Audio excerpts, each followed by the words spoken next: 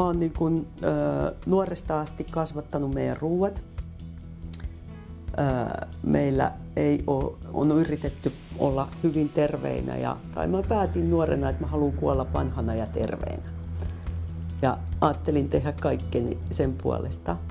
Ja sitten kuitenkin mä synnytän lapsen, joka on allerginen melkein kaikelle ja atooppinen ja hyvin huonossa hapessa alussa. Ja silloin mun piti keksiä, että mikä tämä ongelma on, mistä nämä myrkyt tulee, koska se oli aivan varma, että ruuasta ne ei tule. Ja sitten mulle näytettiin tavallaan ensimmäiseksi hammastahna, että siellä on 4 bensalähtöistä syöpää aiheuttavaa ainetta. Ja minähän en oman lapseni suuhun semmoista laita.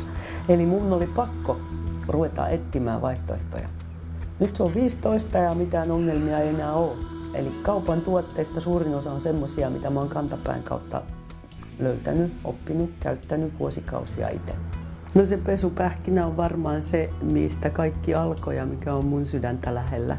Mikä tavallaan mun mielestä näyttää niin kuin sen mahdollisuuden, mikä meillä on hyvin yksinkertaisesti. Sillä pestään vaatteet, sillä pestään hiukset, tiskit, lattiat, mä pesen kaiken. Se on todella paljon halvempaa kuin mikään vastaava. Todella paljon halvempaa. Ja siitä ei jää mitään jätettä, koska ne käytetyt kuoret, mitä siitä jää, niin se on älyttömän hyvä lannoite. Eli samalla mulle on tärkeää, että ne on eettisesti tuotettuja, että se ihminen, joka sen on tuottanut, myös saa siitä pelkkää hyvää. Meillä kasvaa metässä vaikka mitä aarretta ja meillä on nyt mahdollisuus saada niitä jauheina. Ja esimerkiksi mä oon itse vaihtanut C-vitamiinipillerit tyrnijauheeseen. Se kantaa sisällään elämän energiaa silloin, kun se on puhdasta. Ja kaikki varmaan on nähnyt sen eron, kun on jossain saanut lähdevettä, ihan puhdasta lähdevettä, tai sitten vaikka Helsingin raanavettä. Ei pelkästään maku ja väri mahdollisesti, vaan se, miltä se tuntuu, kun sä juot sitä tai peset itse siltä. Se fiilis, mikä siinä on. Se on aivan eri. Ja mä näen sen sillä lailla, että nämä kemikaalit, mitä meillä laitetaan putkistoihin, tavallaan tappaa sen veden.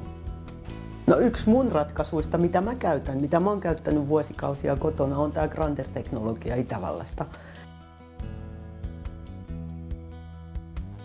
Se on valinta. Mulle se valinta tuli pakon kautta, koska mulle syntyi lapsi, joka ei vaan kestänyt enää Fairia ja Mr. Proppia. Mun oli pakko löytää jotain muuta. Mulla ei ollut vaihtoehtoa.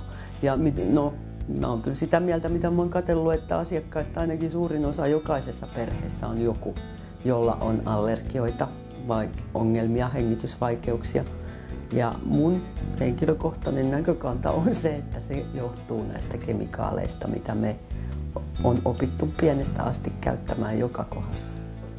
Eli kun sä tuut mun kauppaan ja sulla on kysymyksiä tai ongelmia, niin joka ikisestä tuotteesta, jota siellä on myytävänä, mä suurin piirtein tiedän, kuka sen on tuottanut, mistä se tulee, mitä varten, mitä se pitää sisällään ja mihin se toimii. Tein mainoksen kiekoista bileistä, synttäribileistä, että tämä ei ole kaupallinen juhla, vaikka tämä on kaupan synttärit. Tämä on ilon ja se on keväällä aina, se on aprillipäivänä. Tervetuloa kaikille.